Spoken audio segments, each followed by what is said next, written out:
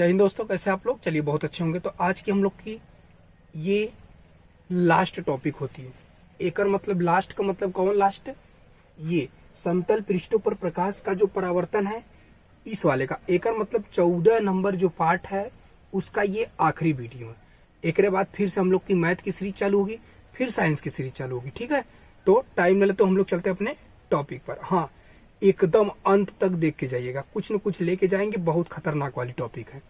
इतना मस्त तरीके से पढ़ाया जाएगा कि आप देख करके देखिए, भुलाने का प्रयास करेंगे तो नहीं भुला पाएंगे, ऐसा नहीं टॉपिक है। तो चला, ये प्रकाश की उत्क्रमणीयता क्या होती है? प्रकाश की उत्क्रमणीयता ये क्या है? नाम से ही कुछ अजीब लग रहा है, तो कौनो दिक्कत ना है। अब देखा एकदम समझिबा। पहले हम जो कहे चाहते ओके सुना, प्रकाश की उत्क्रमणीयता ये होती क्या है?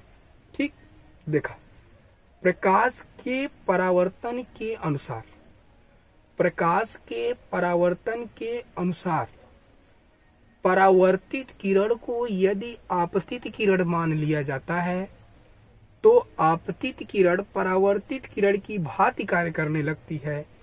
इस घटना को प्रकाश की उत्क्रमणीयता कहते हैं। चला, ये तो परिभाषा होगा। अब एक चित्र से समझिए ये क्या कहना चाहता है। देखिए, हमने क्या किया, एक समतल दर्पण बनाया, एक कोई हमने ये पृष्ठ ले लिया, इस पर कलई कर दिया और यहां से प्रकाश आई और ये यहां से चली गई। अभी इस परिस्थिति में ये क्या है? ये आपतित किरण है, ये आपतित किरण है और ये परावर्तित किरण है, परावर्तित किरण है। ठीक, अब ही नहीं, परिभाषा में क्या बोला गया था? परिभाषा में कुछ और बोला गया। ये कहा गया प्रकाश के अपवर्तन के अनुसार, सॉरी परावर्तन के अनुसार, क्या बताया गया? प्रकाश के परावर्तन के अनुसार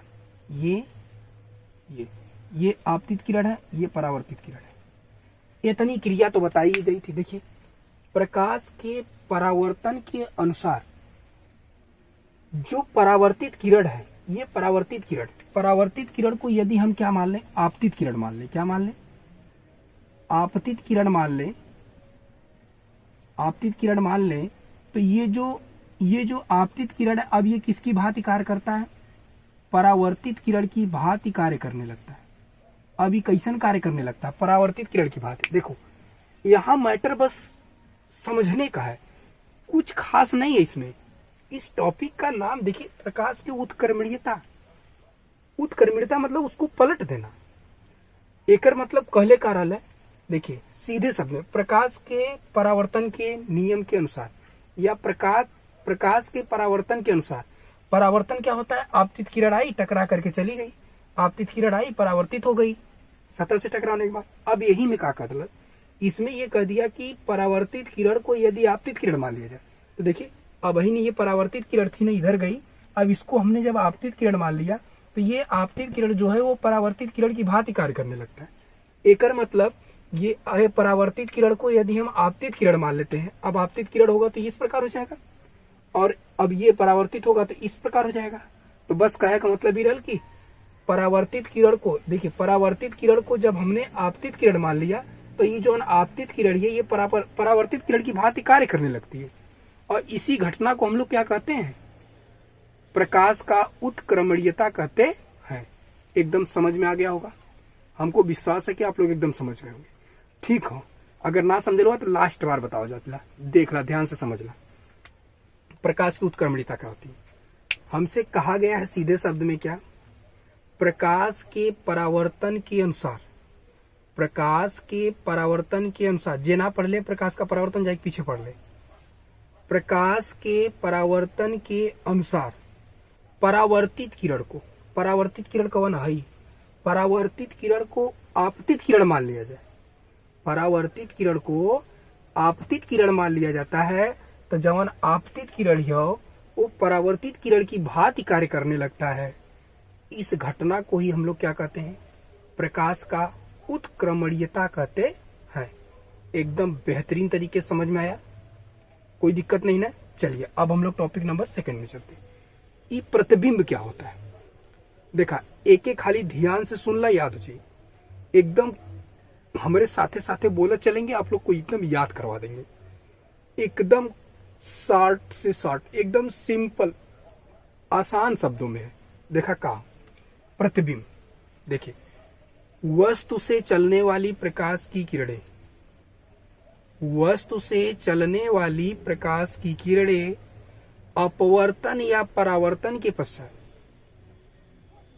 अपवर्तन या परावर्तन के पश्चात जिस बिंदु पर मिलती हैं या मिलती हुई प्रतीत होती हैं, उसी वस्तु, वही बिंदु को हम लोग वस्तु का प्रतिबिंब कहते हैं। बोला कौनो दिक्कत भयल का, कौनो समस्या भयल है? तो देखिए अब एकर मतलब एक चित्र बना लो हमने। देखिए ये हम लोग क्या करते हैं, एक चित्र बनाते हैं इस प्रकार। देखिए ये मैंने क्या किया, एक चित्र बना लिया। अब हमने क्या किया, इसको यहां लगा दिया। अब हमने क्या किया, यहाँ पे फोकस यफ होता है, यहाँ पे वक्रता केंद्र। अब भाई ने कर कुल कहानी आगे चले क्यों, नेक्स्ट वाले वीडियो में, उनमें जो आगे का आपका वीडियो मिलेगा साइंस का, उसमें ये सब मिलेंगे। अब हमने क्या किया, यहाँ पर एक क्या रख लिया, वस्तु रख लिया ए और बी। अब वस्तु से चलने वाली प्रकाश की किरण देखिए यहाँ आई और यहाँ टकरा करके फोकस से चली गई, और दूसरी प्रकाश किरण जो है वो वक्रता केंद्र से होकर के चली गई, और जहां पर काटी वहीं पर प्रतिबिंब का निर्माण हो गया। ये ए डैश बी डैश प्रतिबिंब का निर्माण हो गया। तो परिभाषा क्या था, प्रतिबिंब किसे कहते हैं? प्रतिबिंब इमेज, इमेज क्या होता है उसी को कहा ना। देखिए वस्तु से चलने वाली प्रकाश की किरण, देखा एक के प्रकाश किरण इधर आई, एक के प्रकाश किरण इधर आई। वस्तु से चलने वाली प्रकाश की किरणें परावर्तन के पश्चात, ई दर्पण होना तो ई परावर्तन के पश्चात जिस बिंदु पर मिलती है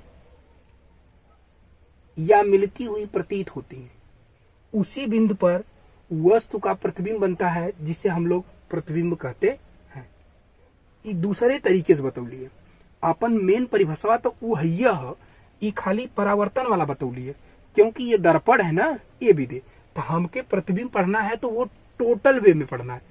तो एकर मतलब ओकर परिभाषा जवन बतौली वह रही। एकर मतलब ये है कि वस्तु से चलने वाली प्रकाश की किरणें, याद कर लीजिए जो हम बता रहे हैं, बस इसी को याद करिए। वस्तु से चलने वाली प्रकाश की किरणें परावर्तन या अपवर्तन के पश्चात, फिर से सुनिए, वस्तु से चलने वाली प्रकाश की किरणें अपवर्तन या परावर्तन के पश्चात जिस बिंदु पर मिलती हैं या मिलती हुई प्रतीत होती हैं, उस बिंदु को ही वस्तु का प्रतिबिंब कहते हैं। उस वस्तु को उस बिंदु को वस्तु का प्रतिबिंब कहते हैं। बोला कोनो दिक्कत भैया? एक बार फिर से ला, तब देख ला, यह लास्ट बार बताओ जतला, एक बाद आगे चलो। वस्तु से चलने वाली प्रकाश की किरणें अपवर्तन या परावर्तन के पश्चात जिस बिंदु पर मिलती हैं या मिलती हुई प्रतीत होती हैं, उस बिंदु को वस्तु का प्रतिबिंब कहते हैं। एकदम लास्ट बार बोला। अब नाना कोनो दिक्कत भई है? अब चला हम लोग चलते हैं प्रतिबिंब के प्रकार पे। ये प्रतिबिंब के प्रकार क्या होते हैं? प्रतिबिंब का दो प्रकार होता है, एक वास्तविक प्रतिबिंब होता है, एक आभासी प्रतिबिंब होता है। तो वास्तविक प्रतिबिंब किसे कहते हैं? वस्तु से चलने वाली प्रकाश की किरणें अपवर्तन या परावर्तन के पश्चात जिस बिंदु पर मिलती हैं, उस बिंदु को वास्तविक प्रतिबिंब कहते हैं। बोला कोनो दिक्कत भैया? वस्तु से चलने वाली प्रकाश की किरणें अपवर्तन या परावर्तन के पश्चात जिस बिंदु पर मिलती हैं, उस बिंदु को वास्तविक प्रतिबिंब कहते हैं। चलो देखो इसको, वस्तु से चलने वाली प्रकाश की किरणें अपवर्तन या परावर्तन के पश्चात जिस बिंदु पर मिलती हैं, उस बिंदु को वास्तविक प्रतिबिंब करते हैं। ये सच में वास्तविक प्रतिबिंब बन रहा है। ए बी का वास्तविक प्रतिबिंब ए डैश बी डैश वास्तव में बन रहा है, इसलिए ये वास्तविक प्रतिबिंब हुआ। अब हम लोग चलते हैं आभासी प्रतिबिंब। आभासी प्रतिबिंब क्या होता है? आभासी प्रतिबिंब देखिए क्या होता है, ध्यान से। वस्तु से चलने वाली प्रकाश की किरण, कहां से? वस्तु से चलने वाली प्रकाश की किरण, फिर से सुनिएगा, वस्तु से चलने वाली प्रकाश की किरण अपवर्तन या परावर्तन के पश्चात जिस बिंदु पर मिलती हुई प्रतीत होती है, जिस बिंदु पर मिलती हुई प्रतीत होती हैं, उसे वस्तु का आभासी प्रतिबिंब कहते हैं। अब एक लिए एक चित्र बना देते हैं।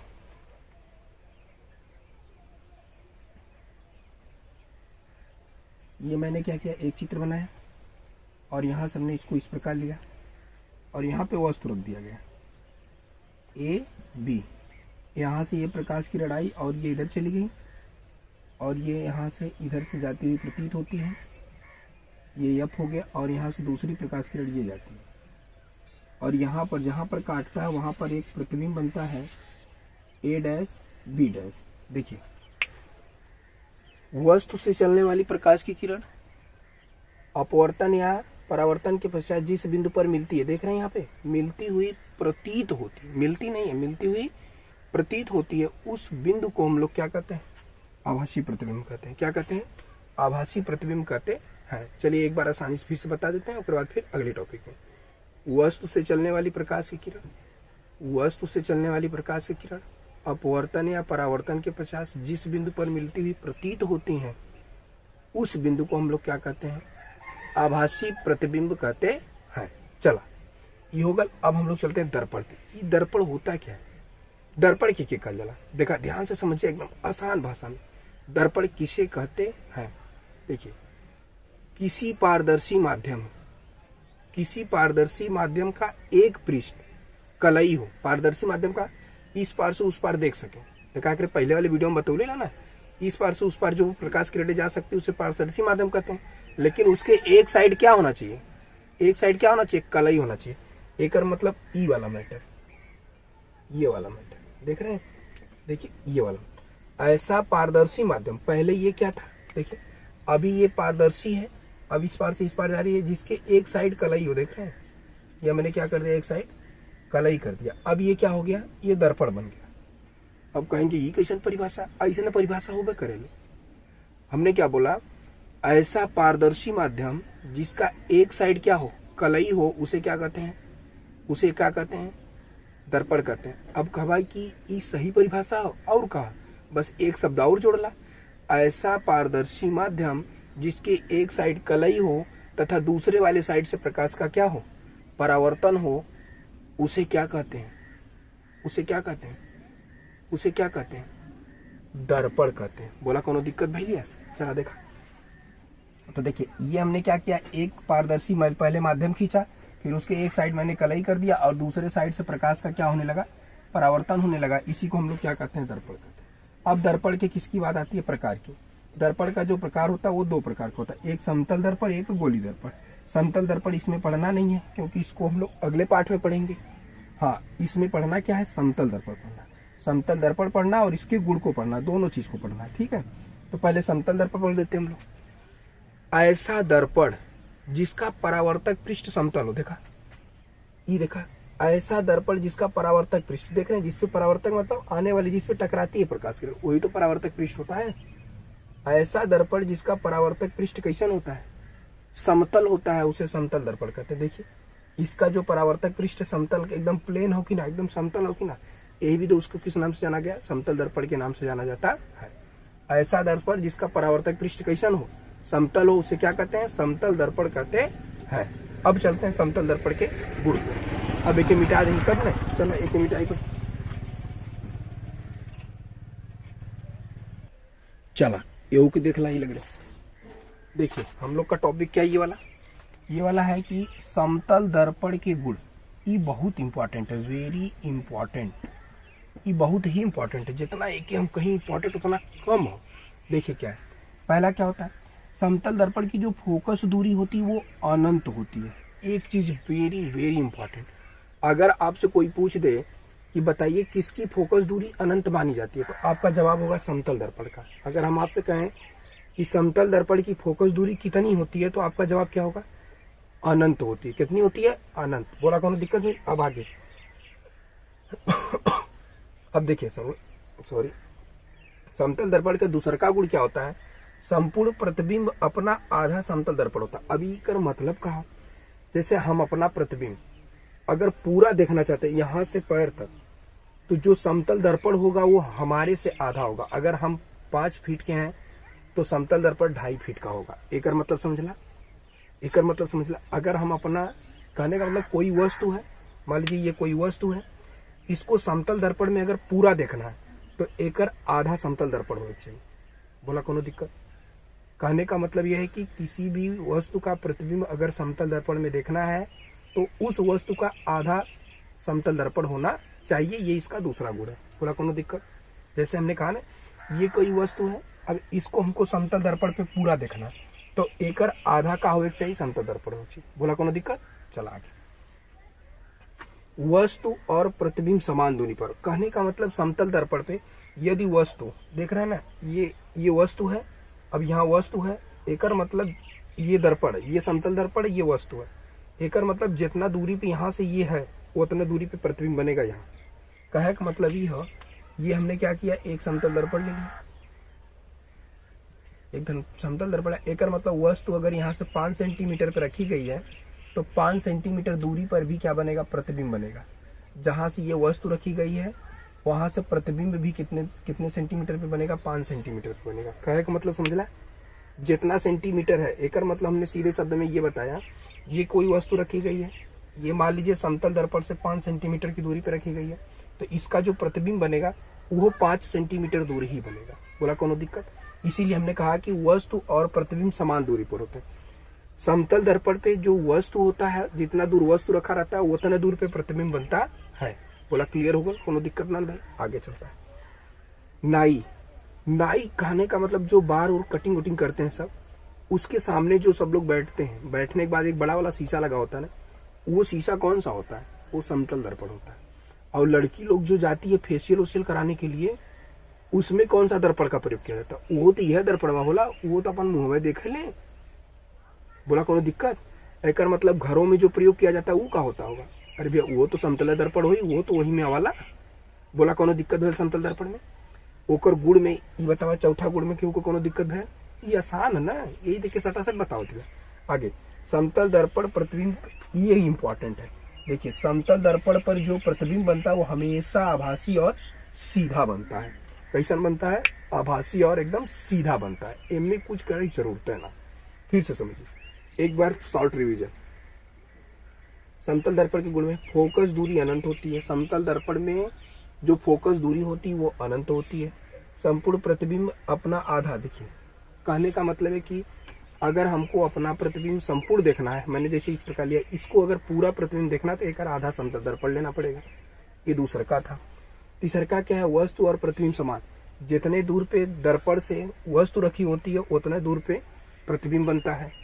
अगर 5 सेंटीमीटर है तो 5 सेंटीमीटर, 7 सेंटीमीटर है तो 7 सेंटीमीटर, 8 सेंटीमीटर है तो 8 सेंटीमीटर। ठीक, अब आगे, अब कौन बात है कि अब नाई, नाई जिस दर्पण का प्रयोग करता है, नाई जिस दर्पण का प्रयोग करता है, जैसे बाल और कटवाने आप लोग जाते हैं, लड़की लोग फेशियल वेशियल कराने जाती है, ब्यूटी पार्लर में जो इतने भी वो लगे होते हैं शीशा कांच वगैरह, ये सब कौन से दर्पण लगे होते हैं? सब समतल दर्पण लगे होते हैं। अब समतल दर्पण पर जो प्रतिबिंब बनता है वो सीधा आभासी बनता है, ये हर परिस्थिति में होता है। ठीक, चलो अब हमने चल ये ठीक है, लास्ट पॉइंट बचल ये हो के सीख लेवल में। गोली दर्पण तो इसमें पढ़ना नहीं, गोली दर्पण का अलग टॉपिक है, वो पार्ट है, उसको अलग से पढ़ लेंगे। चलिए, पार्श्व उत्क्रमण क्या होता है? देखिए, दाहिने हाथ को बायां समझ लेना, बाएं हाथ को दाहिना समझने की घटना को क्या कहते हैं? पार्श्व उत्क्रमण। कहने का मतलब है कि अगर ये दाहिना हाथ है, इसको हम शीशे के पास खड़े हो गए तो बावां दिखेगा, बावें को हम लोग दाहिना समझ लेंगे, दाहिना को बावां, इस घटना को हम लोग क्या कहते हैं? पार्श्व उत्क्रमण कहते हैं। दाहिने हाथ को बावां हाथ समझ लेना, बावें हाथ को दाहिना हाथ समझ लेना, ये पार्श्व उत्क्रमण कहलाता है। बोला कोनो दिक्कत भाई? तो ऐसे कितने, देखिए अंग्रेजी वर्ड माला में कुल 26 अक्षर होते हैं, उसमें से 11 ऐसे वर्ड हैं जिसका पार्श्व उत्क्रमण नहीं होता, एक मतलब उल्टा नहीं होता। आप जैसे इधर को इधर नहीं कर सकते, इधर को इधर नहीं कर सकते, वो कौन से हैं जिनको आप नहीं कर सकते? वो हैं ए,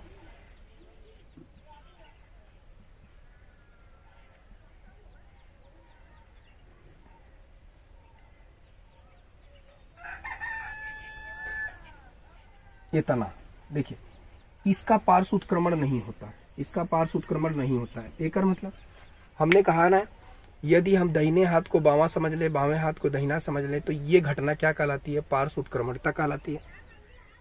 पार्श्व उत्क्रमण कहलाता है, उत्क्रमणीयता नहीं, पार्श्व उत्क्रमण कहलाता है। तो ऐसन कौन से ऐसे हैं अंग्रेजी वर्ड माला में 26 अक्षर में से ऐसे कौन से वर्ड हैं जिनका पार्श्व उत्क्रमण नहीं होता है? वो है ए मोहित, देखा ए मोहित, UVWXY, देखा गिना 1 2 3 4 5 6 7 8 9 10 11, एकर मतलब 11 ऐसे वर्ड होते हैं जिनका पार्श्व उत्क्रमण नहीं होता। एक ट्रिक होता है ए मोहित UVWXY, UVWXY, ये इतने वर्ड होते हैं जिनका पार्श्व उत्क्रमण नहीं होता। इनका पार्श्व उत्क्रमण इसलिए नहीं होता, देखिए ए को आप चाहे इस प्रकार लिखिए, चाहे ए को इस प्रकार लिखिए, ए को आप बदल सकते हैं, दहिना को बामा कर सकते हैं, नहीं कर सकते। ओ को चाहे एक तरह लिखो चाहे एक तरह लिखो, ओ तो वही प्रकार रहेगा, इसलिए नहीं। लेकिन हाँ, अगर पी को हम इस प्रकार लिखे और पी को हम इस प्रकार लिखे, देखिए बदल गया, इसका पार्श्व उत्क्रमण हो गया, उल्टा हो गया ना, दहिने को बामा, बामा के दहिना मान लेंगे तो उल्टा हो रहा है, तो ये पार्श्व उत्क्रमण हो गया। लेकिन इतने ऐसे वर्ड हैं जिनका पार्श्व उत्क्रमण नहीं होता है। यहाँ से क्वेश्चन बनता है ऑब्जेक्टिव, कि सीधे शब्द में बनेगा कि किसका पार्श्व उत्क्रमण नहीं होता है। ठीक, तो बोलिए आज के टॉपिक में किसी को कोई दिक्कत नहीं ना? चलिए, तो आज हम लोग क्या करते हैं, आज के टॉपिक यहीं समाप्त करते हैं। नेक्स्ट डे नेक्स्ट वीडियो एकदम बेहतरीन वाले से मैथ की शुरुआत होगी अब अगले टॉपिक में। तो आज के लिए बस इतना ही। Take care, bye bye, best of luck.